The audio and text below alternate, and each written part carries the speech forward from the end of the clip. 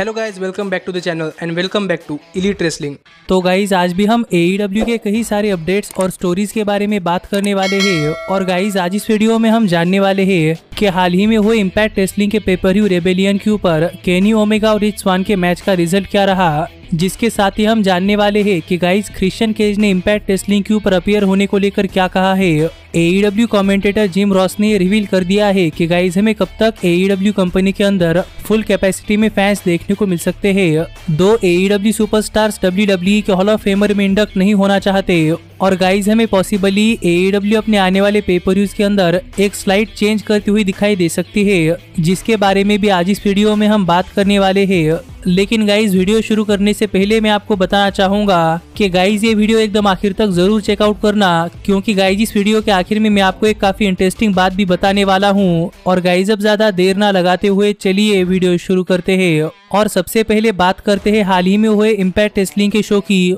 और गाइज जानते हैं कि हाल ही में हुए इम्पैक्ट रेसलिंग के शो के ऊपर केनी ओमेगा और रिच स्वान के मैच का क्या हुआ और गाइज उस मैच का रिजल्ट क्या रहा। तो गाइज मैं आपको बहुत दिनों से बता रहा हूँ कि हमें केनी ओमेगा इम्पैक्ट रेसलिंग के शो के ऊपर रिच स्वान के साथ एक फ्यूड करते हुए दिखाई दे रहे हैं, जिसके चलते ही हमें केनी ओमेगा और रिच स्वान के बीच में हाल ही में हुए इम्पैक्ट रेसलिंग के पेपर-व्यू रेबेलियन के ऊपर एक मैच देखने को मिला है, जिस मैच में भी एक काफी बड़ी स्टिपुलेशन थी कि गाइज ये मैच एक टाइटल वर्सेस टाइटल मैच था और जो कोई सुपरस्टार ये मैच जीतता वो सुपरस्टार इम्पैक्ट रेसलिंग के वर्ल्ड हेवीवेट चैंपियन के साथ साथ AEW वर्ल्ड हेवीवेट चैंपियन भी बन जाता। और गाइज हाल ही में ये मैच हो चुका है, जहां AEW के रेबेलियन पेपर-व्यू के ऊपर हमें ये मैच काफी बढ़िया मैच देखने को मिला है। और अगर यहाँ पर हम बात करें इस मैच की, तो गाइज जैसा कि मैंने आपसे कहा था वैसे ही हमें इस मैच में इम्पैक्ट रेसलिंग की तरफ से उनके खुद के रेफरी और AEW की खुद की रेफरी ऑब्रे एडवर्ड्स इस मैच को कॉल करती हुई दिखाई दी है। और ये मैच चलने के दौरान इम्पैक्ट रेसलिंग के ऑफिशियल्स और AEW कंपनी के ऑफिशियल्स के साथ साथ टोनी खान भी रिंगसाइड पर मौजूद थे।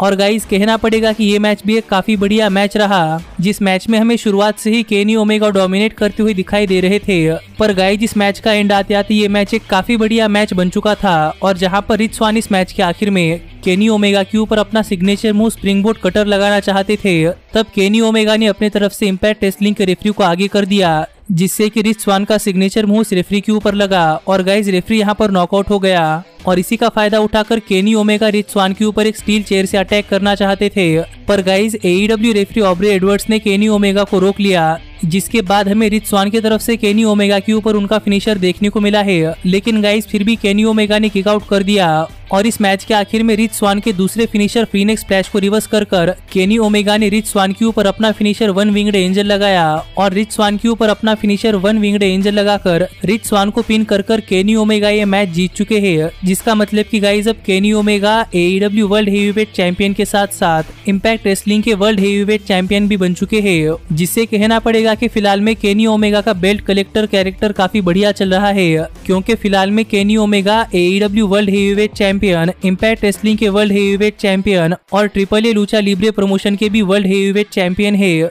तो देखना पड़ेगा कि अब आगे चलकर केनी ओमेगा कौन सी कंपनी के वर्ल्ड चैंपियनशिप के लिए चैलेंज करते हैं और इसके बाद केनी ओमेगा की स्टोरी लाइन आगे किस डायरेक्शन में जाती है। लेकिन गाइज आप मुझे कमेंट कर बताइए कि इस रिजल्ट के ऊपर आपका क्या कहना था। लेकिन गाइज अब हम आगे बढ़ते हैं और बात करते हैं हमारे अगले अपडेट की और जानते हैं कि क्रिश्चियन केज ने इम्पैक्ट रेसलिंग के शो के ऊपर अपीयर होने को लेकर क्या कहा है। तो गाइज मैंने आपको हाल ही में बताया है कि इम्पैक्ट रेसलिंग और AEW रेसलिंग इन दोनों ही कंपनियों के बीच में एक पार्टनरशिप चल रही है, जिस पार्टनरशिप के चलते हमें इम्पैक्ट रेसलिंग के कई सारे सुपरस्टार्स AEW कंपनी के ऊपर अपीयर होते हुए दिखाई दे रहे हैं और AEW कंपनी के कई सारे सुपरस्टार्स हमें इम्पैक्ट रेसलिंग के शो के ऊपर अपीयर होते हुए दिखाई दे रहे हैं। और ऐसे कंडीशन में हाल फिलहाल में काफी सारे फैंस जानना चाहते थे कि क्या हमें कभी क्रिश्चियन केज AEW कंपनी के ऊपर देखने को मिलने वाले हैं या नहीं। तो जब यही सवाल क्रिश्चियन केज के लेटेस्ट इंटरव्यू के अंदर क्रिश्चियन केज से पूछा गया, तो गाइज इस सवाल का जवाब देते हुए क्रिश्चियन केज ने कहा कि क्रिश्चियन केज ने इम्पैक्ट रेसलिंग कंपनी के अंदर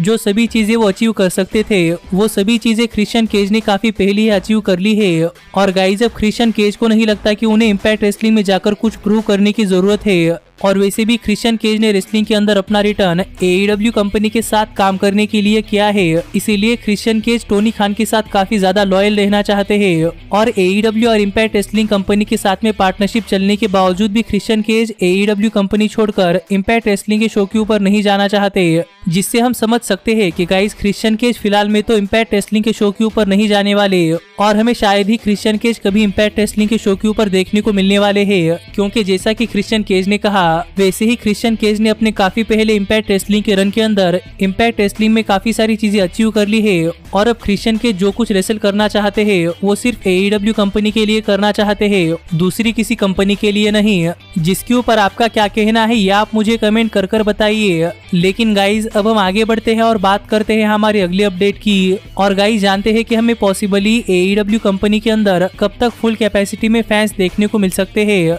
तो गाइज आपको तो पता ही होगा कि जब से कोविड-19 पैंडेमिक आया है तब से हमें किसी भी स्पोर्ट्स के अंदर फैंस नहीं देखने को मिल रहे और गाइज इससे सबसे ज्यादा इफेक्ट किसी और चीज को नहीं बल्कि रेसलिंग को हुआ है, क्योंकि गाइज बिना ऑडियंस की रेसलिंग देखना नमक बिना खाना खाने जैसा है। पर फिर भी गाइज हाल फिलहाल में हम देख रहे हैं कि कोविड-19 का असर थोड़ा फार कम हो रहा है और हाल फिलहाल में हमें काफी सारे शोज के अंदर काफी सारे फैंस भी देखने को मिल रहे हैं। और गाइज इसी का प्राइम एग्जांपल है हाल ही में हुआ UFC का शो, जिस शो के अंदर हमें काफी सारे फैंस देखने को मिले थे। और गाइज यहाँ पर इस शो को देखकर ऐसा लग रहा था कि इस शो के अंदर फुल कैपेसिटी में फैंस आए हैं और यहाँ पर सभी फैंस की टेस्टिंग हो चुकी थी और सभी फैंस के टेस्टिंग के बाद ये पूरा का पूरा शो ऑर्गेनाइज किया गया था। और ऐसे ही हाल ही में AEW कंपनी के अंदर फुल कैपेसिटी में फैंस के रिटर्न को लेकर बात करते हुए AEW कंपनी के चीफ कमेंटेटर जिम रॉस ने अपने इंटरव्यू या फिर कहो अपने पॉडकास्ट के अंदर कुछ बातें रिवील की है। और गाइज यहाँ पर बात करते हुए जिम रॉस ने कहा कि गाइज AEW जितना जल्दी हो सके उतना जल्दी ऑनर रिटर्न करना चाहती है और फिलहाल में AEW की पूरी तैयारी देखकर जिम रॉस को ऐसा लगता है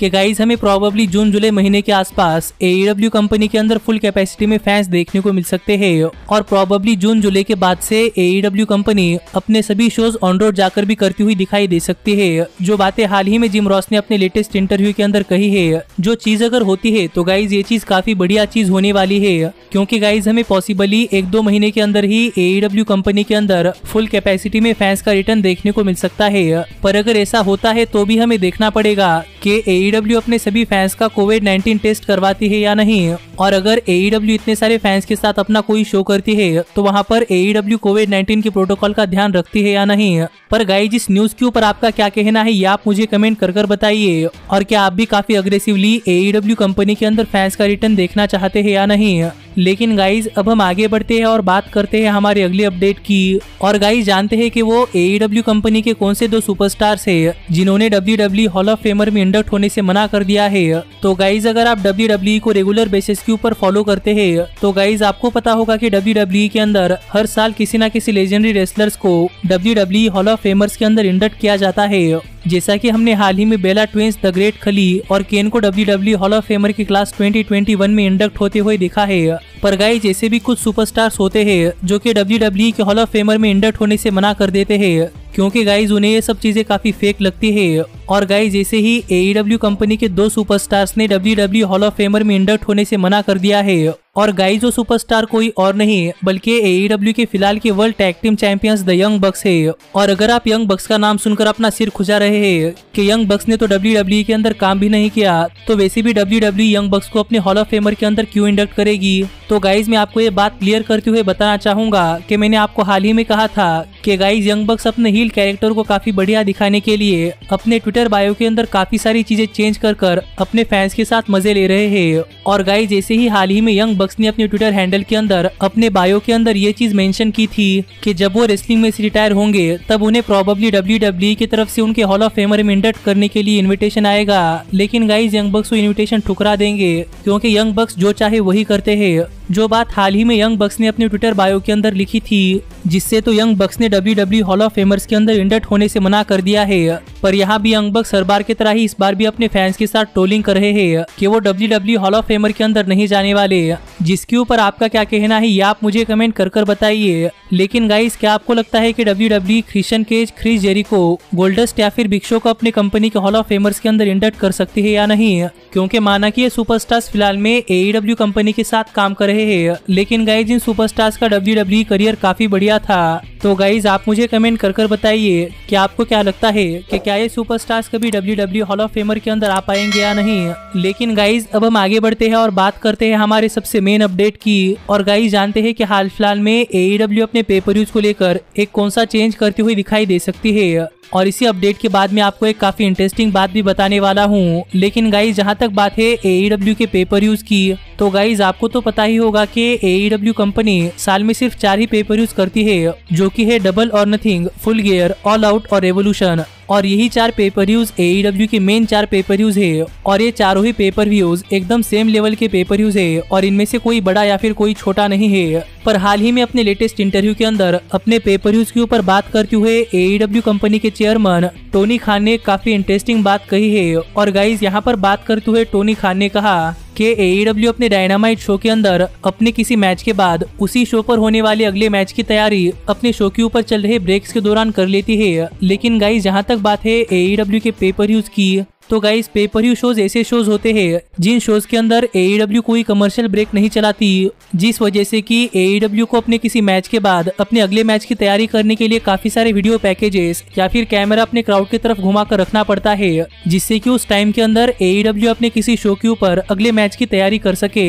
पर इसी चीज के ऊपर बात करते हुए हाल ही में AEW के चेयरमैन टोनी खान ने कहा कि गाइस टोनी खान सोच रहे हैं कि क्यों ना वो AEW के पेपर व्यूज के अंदर भी कोई एड ब्रेक्स लगाए, जिससे कि उन्हें भी अपने कंपनी के अंदर किसी मैच के बाद अगले मैच की प्रिपरेशन करने के लिए टाइम मिले। और गाइज किसी पेपर व्यू के अंदर कोई एडवर्टाइजमेंट आती है तो फिर इससे भी डायरेक्टली AEW कंपनी का और भी ज्यादा फायदा होता है, जिसको लेकर हाल फिलहाल में टोनी खान चाहते हैं कि गाइज टोनी खान अपने कंपनी के अंदर अपने पेपर व्यूज को लेकर थोड़ा फार चेंज करे कि गाइज किसी भी मैच के बाद हमें AEW के पेपर व्यूज के अंदर एक कमर्शियल ब्रेक देखने को मिले, जिससे कि AEW कंपनी के पास भी काफी सारे एडवर्टाइजर आए और गाइज AEW कंपनी की भी एक्स्ट्रा कमाई हो और इसी कमर्शियल ब्रेक के अंदर AEW अपने अगले मैच की तैयारी भी कर ले, जो बातें हाल ही में टोनी खान ने कही है। तो गाइज इससे मुझे लगता है कि प्रोबेबली AEW अपने आने वाले पेपर व्यूज को लेकर एक सिग्निफिकेंट चेंज करती हुई दिखाई दे सकती है कि गाइज आज के बाद AEW के पेपर व्यूज में भी कमर्शियल ब्रेक्स आएंगे। जिसके ऊपर आपका क्या कहना है ये आप मुझे कमेंट कर बताइए।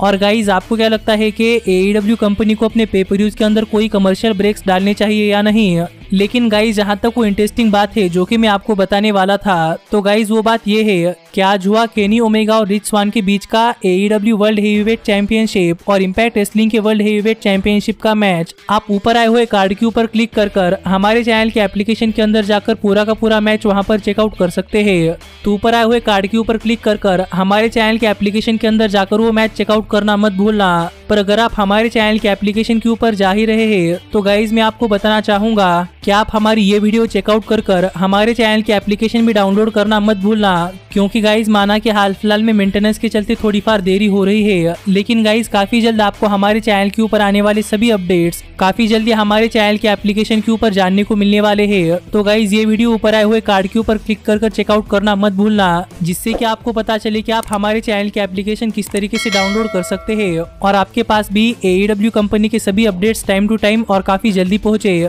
तो इसीलिए हमारे चैनल के एप्लीकेशन डाउनलोड जरूर करना। लेकिन गाइज अब मैं मिलता हूं आपसे अगली वीडियो में, पर तब तक stay healthy, stay happy and keep watching elite wrestling. Hey, did you like that video? Click the screen for more. And where do you think you're going? Check out our official merchandise page and to support the entire cast. And thanks so much for being the elite. The elite, the elite. What, Nick, you're not going to sing it all with me this time?